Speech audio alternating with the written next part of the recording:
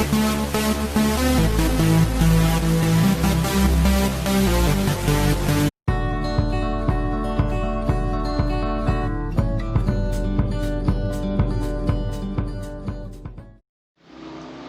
mathematics students, today I want to solve some problems on direct proportion. First of all, let me tell you what is direct proportion. In two quantities, whenever an increase in one causes a proportionate increase in the other, then the two quantities are said to be in direct proportion. See, I have already explained you in the proportion chapter regarding this direct proportion. Still I want to repeat it. That is, if two quantities whenever increase, you are comparing two quantities here. If one quantity increases, then the other quantity will also be increased. So this type of proportion is called as direct proportion. Let me give you some examples. As the quantity of things and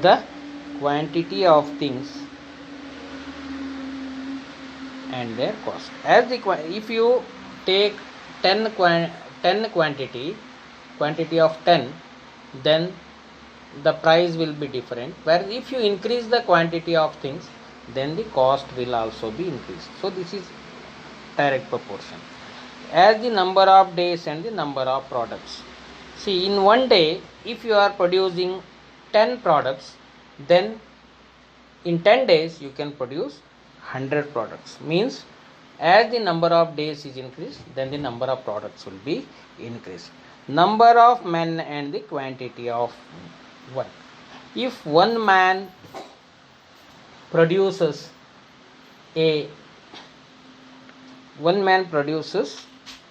one piece of job in one day, in 10 days he can produce 10 pieces of job. Means, as the number of men is increased, then the quantity of work is increased. And as the time increases, if for a vehicle, as the time increases, the distance travelled by the vehicle will also be increased. In 1 hour, if it takes 30 km, in 2 hours it may take 60 km. Then fuel and distance travel. For 50 kilometers, if 1 liter of fuel is consumed, then for 100 kilometers 2 liters of fuel is needed. So it means, as the more fuel is consumed, then the distance traveled will be more. So perimeter of gear and number of teeth.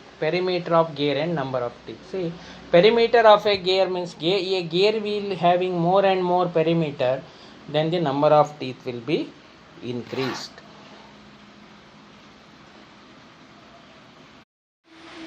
Now I am solving the problems regarding direct proportion.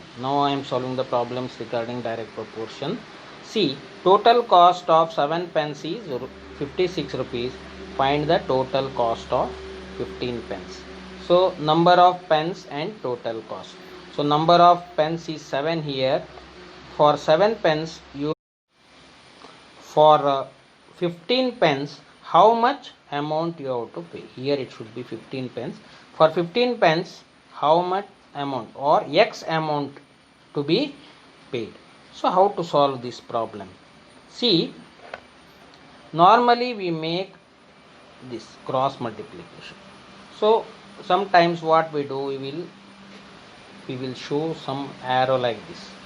So tip of the arrow will be in the denominator and the starting of that arrow will be in the numerator. So let me tell you clearly. Here 7 by 15 equal to 56 by x. So here you take the cross multiplication.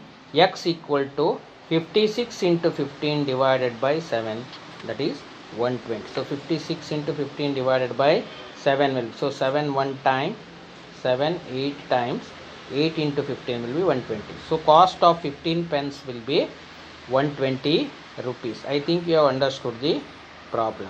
So the second one, if one worker assembles 7 machines in 2.5 days, how many days he will take to assemble 15 machines? If one worker assembles 7 machines in 2.5 days, you have to calculate in one day how many machines can be assembled. So like that, let me tell you how to solve this problem. So 7 machines in 2.5 days, 50 machines, how many days is needed? So here you can directly do this one, cross multiply 50 into 2.5 divided by 7. So 2.5 can be converted into 5 by 2. So what happens here? 7 by 50 equal to 5x by 2. 5 by 2 is, this 5 by 2 is nothing but 2.5. 5x by divided by 2, or x equal to 5 by 2 into 50 by 7. It becomes inverse, that is 125 divided by 7. 50 into 5 is 2 one time, 225 times 25 into 5 will be 125 divided by 7. So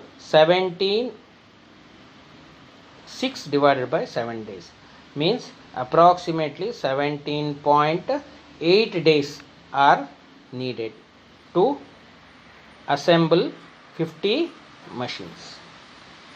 So next one, the distance covered by a car in 6 hours is 210 kilometers. Find the time taken to cover 350 kilometers. The distance covered by a car in 6 hours is 210. In 6 hours it covers 210 kilometers. And find the time taken to cover 350 kilometers. So it is more. For 210 kilometers it is 6 hours. It should be more than 6 hours so that it is direct proportion. So distance traveled for 210 kilometers 6 hours, 350 kilometers x hours. See, here you have to decide the cross multiplication. You have to remember it. For cross multiplication is needed for this direct. First you have to read and understand whether the problem belongs to direct proportion or inverse proportion. You have to write like this. So then only you can do the cross multiplication for direct proportion and straight multiplication for inverse proportion. See what happens here, 350 into 6 divided by 210 is the answer here. So then 350 into 6 divided by 210. Here you can 0 cancels, 7 3 times, 7 5 times. Then 5 into 6 will be 30 divided by 3 equal to 10 hours is the answer. In the next class I will tell you how to solve the problems regarding inverse proportion.